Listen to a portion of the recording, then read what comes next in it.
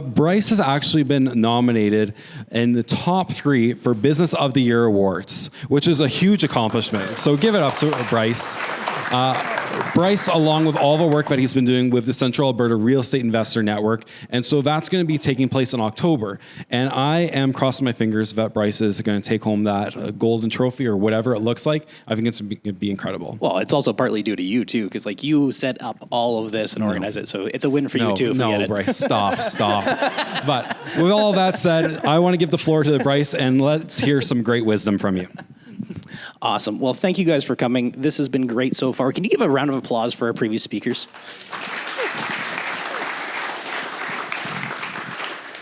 So I'm going to be talking about how to underwrite a deal. What is underwriting? Underwriting is figuring out, is it a deal? So this property, so the first thing, once you find a deal, then we need to analyze it. So this deal was brought to me by Carl Wilson, who is a private builder, and he's been working on getting this deal for over 2 years. The building has been vacant for 7 years. So you can imagine the damages that are in there. It needs a lot of work. We're buying it for $2,075,000. After we're done our repairs, it's worth $4 million. So then you need to figure out, how much is the property going to be worth after you do your repairs? So that's called your after repair value. The acronym is ARV. So with apartment buildings, the value is based on how much income you bring in. I like using very conservative numbers called the 1% rule. If it brings in $100,000 worth of rental income, it's worth $1 million. If it brings in $200,000 worth of rental income, it is worth $2 million. Then we got to figure out, well, how much is it actually going to rent for? So that's called a comparative market analysis. We're going to go to Facebook, and we're going to look at what similar properties in the area are renting for. So this one is listed by the Realty Store, which is a local property management company, so you know that they're not getting top dollar, but they're getting strong dollar for it. So it's a good number to use. This is in the same town. It has original kitchens. So ours is going to be fully renovated. But an original kitchen is currently being rented for $1,250 for rent.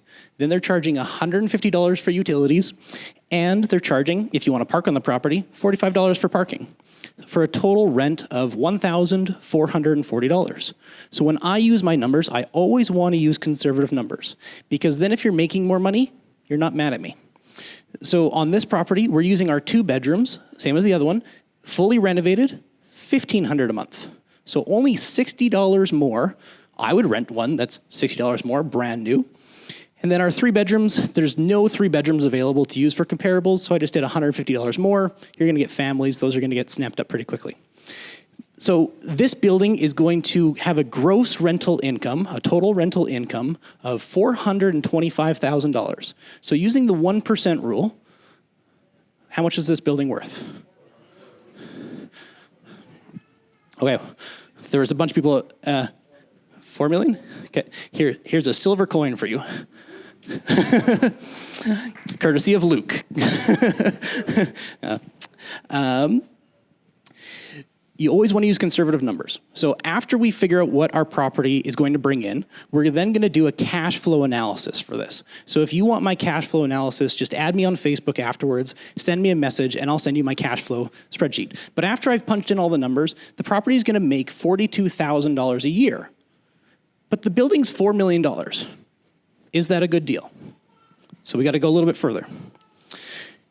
We got to figure out what our costs are. So we're buying it for $2,075,000. Because Carl's been working on this for over 2 years, he already has his quotes. Typically, you'd go in and you'd figure out, well, how much is this going to cost? You get your contractor to come out, like Daniel Thomas, and then he's going to come give you a quote for it. But our renovations are $925,000.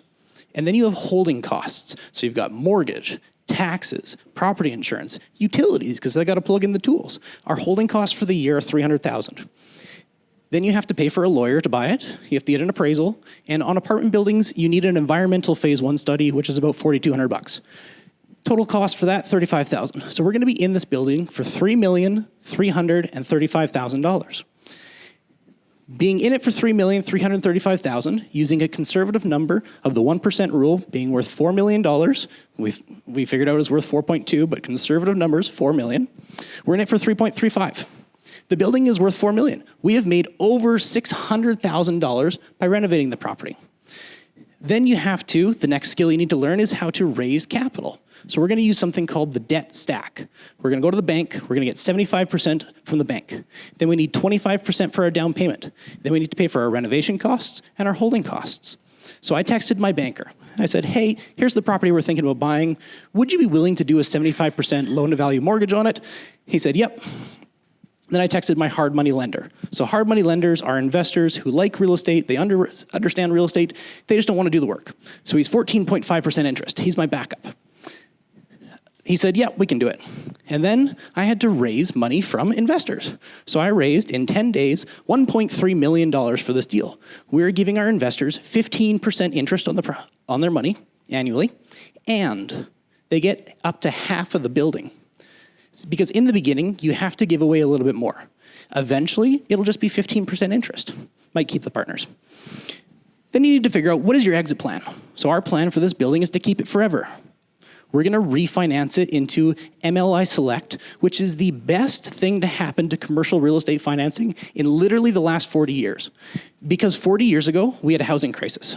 And so that's why all of our apartment buildings are 40 years old, is because the government's like, hey, here's a creative financing how to build apartment buildings. And now we're in the same situation. So MLI Select, you can buy an apartment building for 5% down. So what's 5% of 4 million? 200,000. But remember, we have created $665,000 worth of equity. So we're leaving $200,000 in the deal. When we refinance all of our money out, leaving $200,000 in, we will get a tax-free check for $465,000, which we then use to pay back our investors their 15% interest. And if there's money left over, which there will be, that money gets distributed between the partners. So the investors get 15%. So an example is one of the investors, if they invest $300,000, they'll get $365,000 back. And they get to keep 9.15% of the building forever. But then you need an oh crap situation. What if it takes longer? Got more holding costs. Well, our insurance allows us to rent out the building as units become rentable. So there's a firewall in the middle of the building. We've got 5 units on this side, 5 units on this side. When we get to the firewall, we can rent out those units. 5 units being rented out is $7,500 a month in rental income. The whole top floor, $15,000. When I was talking to the investors, I did not use any rental income in the numbers. Always want to be conservative. We're going to make $318,000 just in rental income in the first year that I left out of the performance sheet. But I was also conservative on the purchase price, the after repair value, $4 million, potentially 4.2. It's actually possible to get the rent up to $500,000, which means the building is worth $5 million. So there's an upside potential on this property of $1,650,000. So you need to know how to find a deal, how to run the after repair value. You got to figure out how much it's going to rent for. You need to have your cash flow analysis, and then you need to figure out your costs, go raise the capital, have an exit plan, and have a worst case scenario. We're going to now have the Q&A. Thank you very much, Bryce. You went through that so smoothly. It's obvious that you've done this multiple times and times again. How many times do you think that you've done breakdowns like that? I just read this one about 6 times in the mirror. But you've been studying real estate for how long? My mother, Penny Kander, helped me buy my first house when I was 13 years old. She's crazy. Yes. That's incredible.